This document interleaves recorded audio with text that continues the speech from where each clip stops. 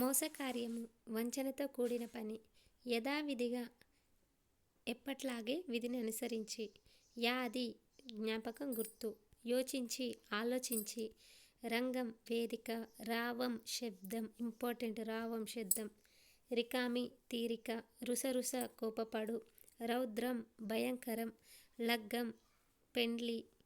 లోభము పిసినారితనము, అత్యాశ. లాలస కోరిక. వచనములు మాటలు. వధించిన చంపిన, సంహరించిన. వనం అడవి. వర్షాభావం వర్షం లేకపోవడం. వలువలు ఇంపార్టెంట్. వలువలు బట్టలు, వస్త్రములు. వాకిలి ఇంటి ముందు భాగం. విత్తము ధనము. వినయము అణకువ, నమ్రత. విముక్తం విడువబడింది. విహీనుడు లేనివాడు.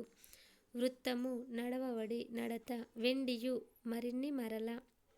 శపథము ప్రతిజ్ఞ, ఒట్టు. శరణు ఆశ్రయము, రక్షణ. శాంతి సుఖము, ఆనందం. శౌర్యం బలం. శ్రవణం వినుట. షెర్వాని ముస్లింలు వేసుకునే కోటు. సంగ్రహాలయం అపురూపమైన వస్తువులను సేకరించి భద్రపరిచే చోటు.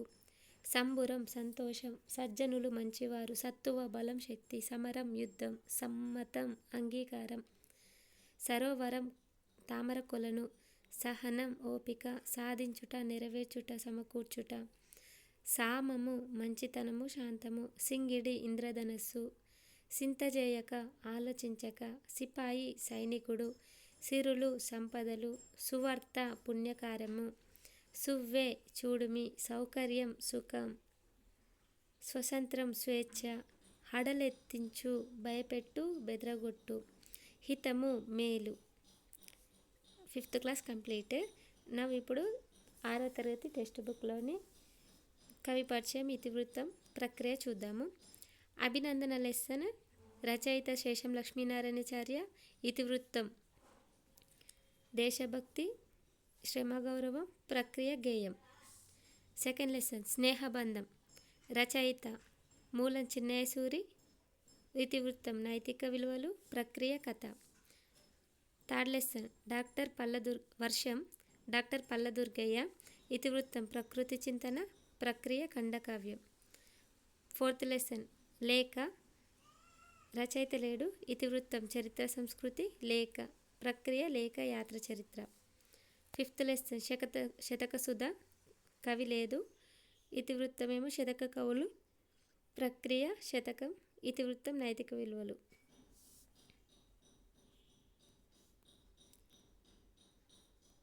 నెక్స్ట్ పోతన బాల్యం. ఇది రచయిత వానమామలై వరదాచార్యులు. ఇతివృత్తం పిల్లల ఆసక్తులు, ప్రక్రియ కావ్యం. ఉడత సాయం. రచయిత గోనబుద్ధారెడ్డి. ఇతివృత్తం సహకారం, ప్రక్రియ ద్విపద. చెరువుది రచయిత లేదు. ఇతివృత్తం సంస్కృతి పర్యావరణం, ప్రక్రియ స్వాగతం. ఇది ఇంపార్టెంట్. ప్రక్రియ స్వాగతం. చీమల బారు. రచయిత పొట్లపల్లి రామారావు. ఇతివృత్తం వ్యక్తిగత వికాసం, ప్రక్రియ వచన కవిత. 10th lesson Balanagamma. రచయిత లేదు. ఇతివృత్తం సాహసం, ప్రక్రియ జానపద కథ. 11th లెసన్ పల్లెటూరు పిల్లగాడ. రచయిత సుద్దాల హనుమంతు. Very important. ఇతివృత్తం మానవీయ విలువల బాల కార్మికులు, ప్రక్రియ పాట రూపంలో ఉంటుంది. 12th లెసన్ కాపాడుకుందాం. రచయిత లేదు. ఇతివృత్తం పర్యావరణం, ప్రక్రియ సంభాషణ.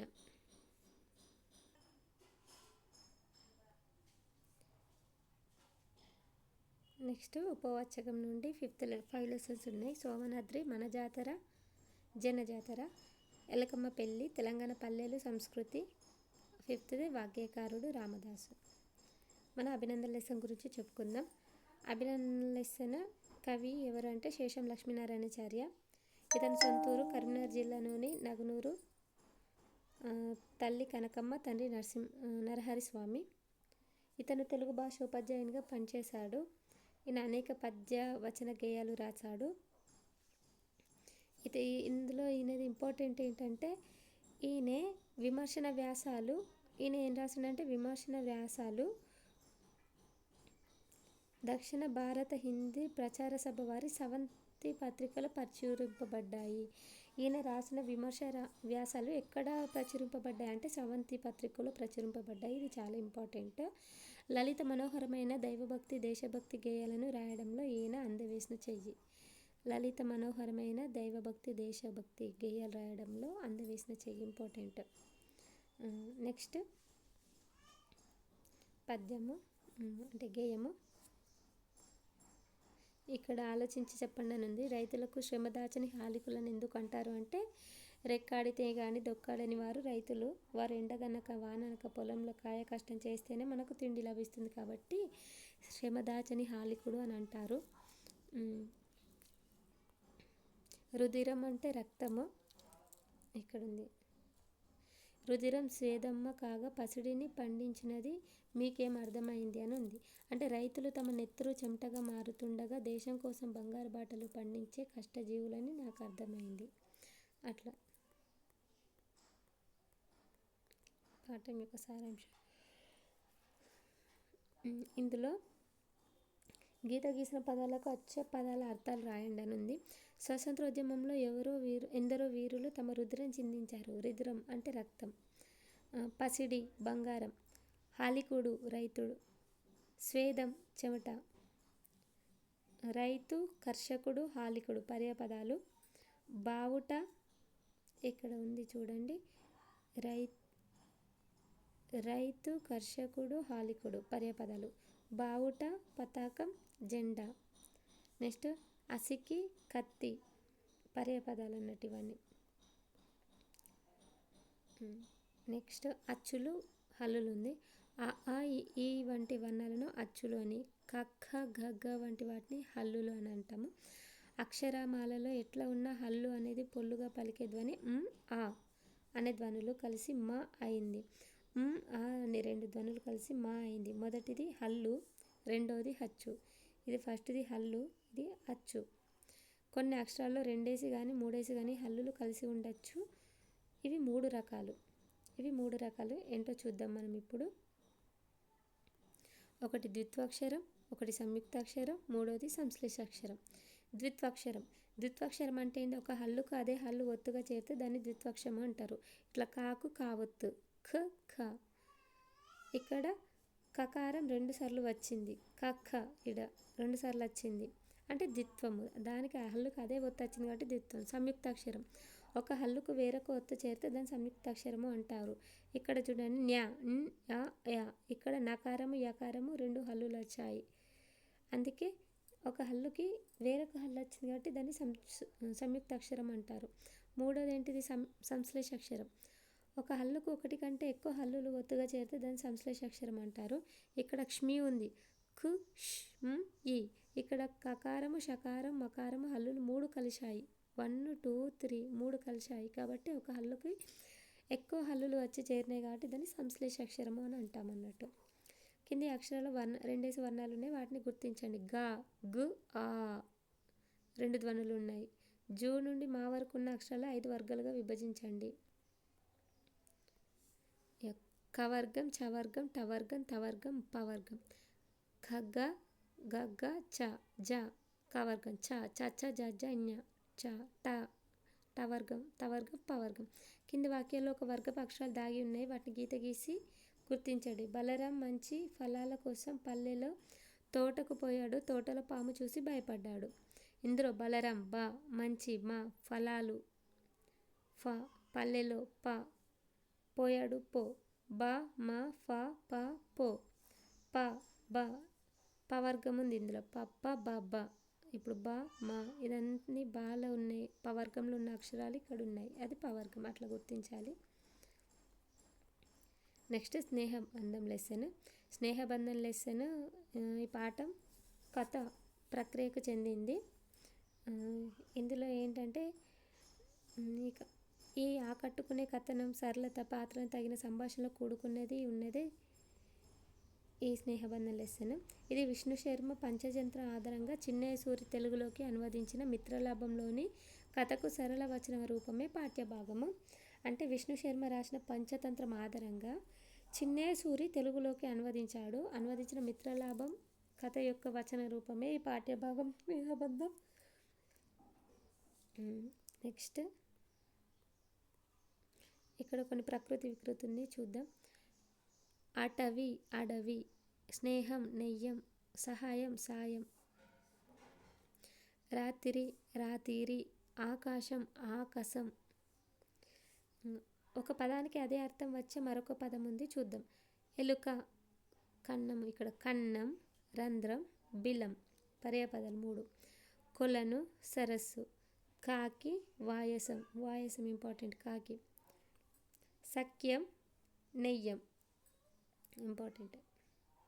కింది పదాలు చదవండి, వాటిని ఉపయోగించి సొంత వాక్యాలు రాయండి. సొంత వాక్యాలు రాదు మనకు టెట్లో డిఎస్సిలో. ఇక్కడ అచ్చులు హల్లులు ఉభయాక్షరాలు చూద్దాం. అచ్చులు ఆ ఈ ఊ రు ఏ ఓ ఓ ఔ. ఈ అచ్చులు హస్వాలు దీర్ఘాలని 2 విధాలు. అంటే అచ్చులు అంటే సరళంగా పలికేటి. హస్వాలు ఒక మాత్రకాలంలో ఉచ్చరించే అచ్చులు హస్వాలు. అంటే అ ఈ ఉ రు ఏ ఓ అంటే కనురెప్ప పాటు కాలంలో ఉపయోగించేటి హస్వాలు. మాత్ర అంటే కనురెప్ప పాటు కాలం, గుర్తుంచుకోవాలి. కనురెప్ప అంటే కనురెప్ప ఒకసారి తీసి ఇట్లా వేస్తే ఎంతసేపు ఉంటుందో సెకండ్ కాలం. దీర్ఘాలు 2 మాత్రకాలంలో ఉచ్చరించే వాటిని దీర్ఘాలు అంటారు అన్నట్టు. ఒక మాత్రకాలంలో వచ్చింది హస్వాలు, 2 మాత్రకాలంలో ఉచ్చరించేటి దీర్ఘాలు.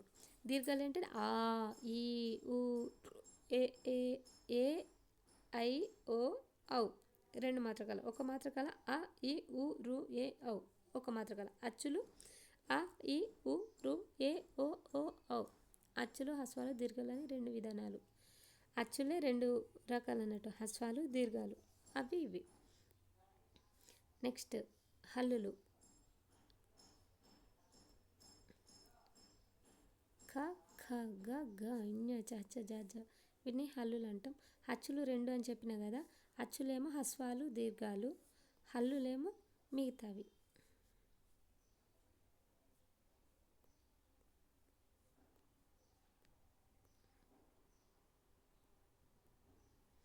ఇక్కడ వెరీ ఇంపార్టెంట్ బిట్ ఉంది ఒకటి. కచట తప వీటిని పరుషాలు అంటాం. గజడ దబ సరళాలు, వీటిని అల్ప ప్రాణాలు అని కూడా అంటాడు. అంటే కచట తప పరుషాలు, గజడ దబ సరళాలు, సరళాలని అల్ప ప్రాణాలు అని కూడా అంటారు. తాటిది ఖ గ ఛ జ ఠ ఢ థ ద ఫ బ లు, వీటిని మహాప్రాణాలు వర్ణయుక్కులు అంటారు. ఇది last year TET bit, very very very important. మహాప్రాణాలు వర్గయుక్కులు ఏవి అని ఇచ్చిండు, ఇవి ఇచ్చి మ్యాచింగ్ ద ఫాలోయింగ్స్ లాగా ఇచ్చారు, వెరీ ఇంపార్టెంట్ చూడండి. మహాప్రాణాలు వర్గయుక్కులు అంటారు. జ్ఞ జ్ఞ న న మ అనునాసికాలు, ముక్కుతో పలికేటి కాబట్టి అనునాసికాలు. యా రా లా వా అంతస్తాలు. షే షా సా హా ఊష్మాలు, ఊది పలికేటి ఊష్మాలు. ఇవి వెరీ ఇంపార్టెంట్, మ్యాచ్ ద ఫాలోయింగ్లో ఖచ్చితంగా ఇస్తారు, చూసుకోండి ఒకసారి. నెక్స్ట్ రా అక్షరాన్ని ఆధునిక వ్యవహారిక భాషలో ఉపయోగించడం లేదు, దీనికి బదులుగా ఇప్పుడు రా అని వాడుతున్నారు. అట్లే చేజేలు వాడుకలు లేవు, వీటికి బదులుగా ఛార్జాలు వాడుతున్నారు. ఉభయాక్షరాలు, ఉభయాక్షరాలు మీకు తెలుసు, అవి సున్నా అంటే పూర్ణ బిందువు, అరసున్నా అంటే సగం, విసర్గ విసర్గ. వీటి మూడింటి అచ్చులతో హల్లులతోనూ ఉపయోగించడం వల్ల వీటిని ఉభయాక్షరాలు అంటారు.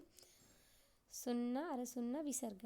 అరసున్నాకు గ్రాంధిక భాషలో ప్రాధాన్యత ఉంది, విసర్గ సంస్కృత పదాలకు మాత్రమే చేరుతుంది. ఇది ఇంపార్టెంట్ ఇక్కడ. అరసున్నా గ్రాంధిక భాషలో ప్రాధాన్యం ఉంది, అరసున్నా ఇది అంతే.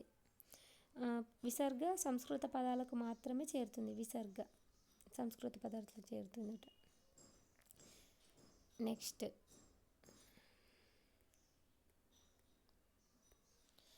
థర్డ్ లెసన్ వర్షము. వర్షం కవి ఎవరు అంటే పల్ల దుర్గయ్య, చాలా చాలా ఇంపార్టెంట్ ఇతను, చూద్దాము ఇతని గురించి. పల్ల దుర్గయ్య వర్గల్ అర్బన్ జిల్లా మణికొండ గ్రామంలో జన్మించాడు. ఈయన తల్లిదండ్రులు నరసమ్మ, పాపయ్య శాస్త్రి. ఈయనకు సంస్కృతం, తెలుగు, ఆంగ్ల భాషలో పాండిత్యం ఉంది. ఉస్మానియా విశ్వవిద్యాలయం నుంచి తెలుగులో మొదటి ఎంఏ పట్ట అందుకున్నాడు. పాలవెల్లి, గంగిరెద్దు మొదలైన ఈయన రచనలు. ఇది చాలా చాలా సార్లు వచ్చింది, 2-3 సార్లు వచ్చింది టెట్లో. పాలవెల్లి, గంగిరెద్దు ఇతని రచనలు. 16వ శతాబ్దం యందలి ప్రబంధ వాగ్మయం తుది శాసనం అనే అంశంపై పరిశోధన చేశాడు, ఇది కూడా ఇంపార్టెంట్. ఇతను ఏ శతాబ్దంలో రాశాడు? దేని మీద రాసిండు? ప్రబంధ వాగ్మయం. దేనిపై పరిశోధన చేసిండంటే ప్రబంధ వాగ్మయం తుది శ్వాస అనే అంశంపై పరిశోధన చేశాడు. ఈయన శైలి తెలంగాణ పదజాలంతో సున్నితమైన హాస్యంతో కూడుకుంది. ఇది కూడా ఇంపార్టెంట్. శైలి సున్నితమైన హాస్యంతో కూడుకుంది.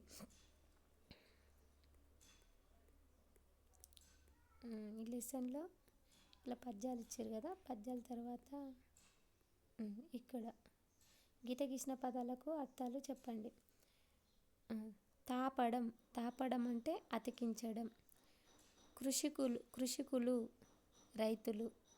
కర్షకుడు రైతుడే, కృషికులు రైతుడు, హాలికుడు రైతుడే. పయ్యర ఇంపార్టెంట్, గాలి. వడిగా వేగం. సముద్రం, ఉదాది, పయోది పర్యాయపదాలు. సముద్రం, ఉదాది, పయోది. నింగి, అంబరం.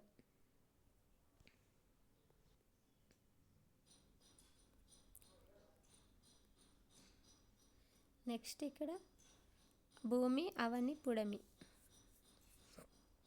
సొంత వాక్యాలు అవసరం లేదు. నెక్స్ట్ ఇక్కడ స్త్రీలింగం, పుల్లింగం ఉంది. స్త్రీలింగము అంటే స్త్రీల గురించి ఉండే పేర్లు స్త్రీలింగము. పుల్లింగం పురుషుల పేర్లు పుల్లింగం. నపుంసకలింగము అంటే ఎలా చెప్పుకుందామంటే ఇక్కడ ఉంది ఒక డెఫినేషన్. పురుష వచన శబ్దాలను పుల్లింగాలని, స్త్రీవచన శబ్దాలను స్త్రీలింగాలని, పై రెండు కానటువంటి మానవ సంబంధం కాని వాటిని వస్తు, పక్షి, జంతు వచన శబ్దాలను నపుంసకలింగం అని అంటారు. అంటే వస్తు, పక్షి, జంతు వచనములను. ఇక్కడ ఆల్రెడీ ఉంది. కుందేలు, చెట్టు, ముంగీస అంటే అవి పక్షులు, జంతువులు. చెట్టు వస్తువు, ముంగీస జంతువు, కుందేలు జంతువు. అలా. నెక్స్ట్ లేఖ లెసన్లో కొన్ని అర్థాలు ఉన్నాయి చూద్దాం. గుడి, ఆలయం, దేవాలయం. ఆనవాళ్ళు, గుర్తులు. ఆనందం, సంతోషం. ప్రథమ, మొదటి. సందర్శించు, చూచుట. ఆనవాళ్ళు, గుర్తులు. నెక్స్ట్ కింది పదాలు వరుసలో చూడండి. ప్రతి వరుసలో సంబంధం లేని పదాన్ని గుర్తించి సున్నా చుట్టండి. ఇది ఇంపార్టెంటే. ఒకసారి చూద్దాం. దుర్గం, కోట, కిల్లా, జాగా. దుర్గం, కోట, కిలా అంటే ఒకటే అర్థం వస్తుంది. జాగా అంటే ప్లేస్. గుడి, బడి, దేవాలయం, మందిరం. మందిరం, దేవాలయం, గుడి, బడి డిఫరెంట్. శిల, రాయి, దండ, బండ, దండ. గాలం, నీరు, జలం, సల్లం. నీరు, జలం, సల్లం అంటే నీరే. గాలం అంటే వేరు. కన్ను, నేత్రం, నయనం. రెప్ప, రెప్ప వేరు. కన్ను, నేత్రం, నయనం అంటే కన్నుయే. స్త్రీలింగ పదాలు కమల, సీత, సుజాత. పుల్లింగ పదాలు రాము, గోపి, శశి, మోహన్. నపుంసక పదాలు అంటే ఇవి కాకుండా మిగతాయి. చెట్టు, కప్ప, పులి.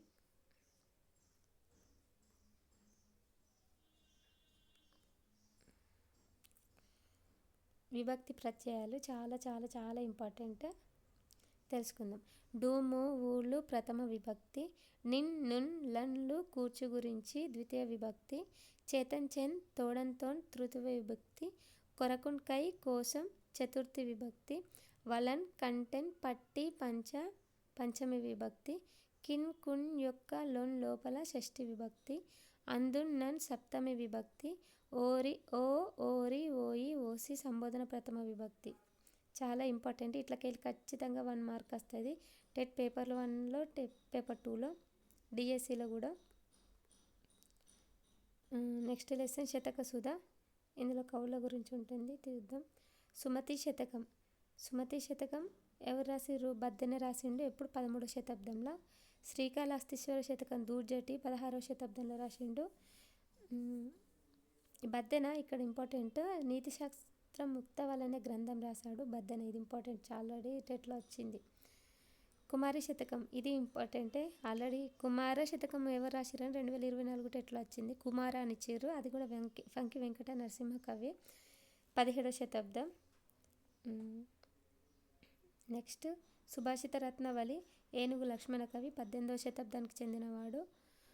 ప్రభుతనయ శతకం కౌకుంట్ల నారాయణరావు, ఈ ప్రభుతనయ శతకం ఇతంది. గాంధీతాత శతకం శిరశనగల కృష్ణమాచార్యులు. నెక్స్ట్ భరతసింహ శతకం సూరోజు బాల నరసింహాచారి, ఇతను సహజ కవిగా ప్రసిద్ధి. సహజ కవి. నెక్స్ట్ భవ్య చరిత్ర శతకం very important, doctor TV Narayana. ఇవి చాలా ఇంపార్టెంట్, ఒకసారి చూసుకోండి. పద్యాలు నేను పీడిఎఫ్ టెలిగ్రామ్లో సెండ్ చేస్తాను, మీకు ఎవరైనా అవసరం ఉంటే టెలిగ్రామ్ ఛానల్లో యాడ్ అయ్యి చూడండి. చాలా ఫ్రీ మెటీరియల్ అందించాను. సైకాలజీ, మిగతా సబ్జెక్టులన్నీ సైకాలజీ, ఇంగ్లీష్, తెలుగు, మ్యాథ్. ఇక్కడ కొన్ని అర్థాలు ఉన్నాయి, చూద్దాం. ఇందులో మోదం సంతోషం, హితం మేలు, మోదం సంతోషం, పరధనం ఇతరుల డబ్బు, దుర్గతి కష్టం, మేలు ఉపకారం, ప్రజాసేవ మానవ సేవ.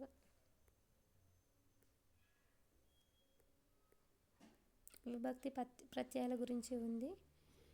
ఇక్కడ ఇంపార్టెంట్ పాయింట్ ఉంది, చూద్దాం. అవయవం గురించి ఉంది, ఇది చాలా ఇంపార్టెంట్, ఖచ్చితంగా ఒక బిట్ వస్తుంది అవయవం నుండి.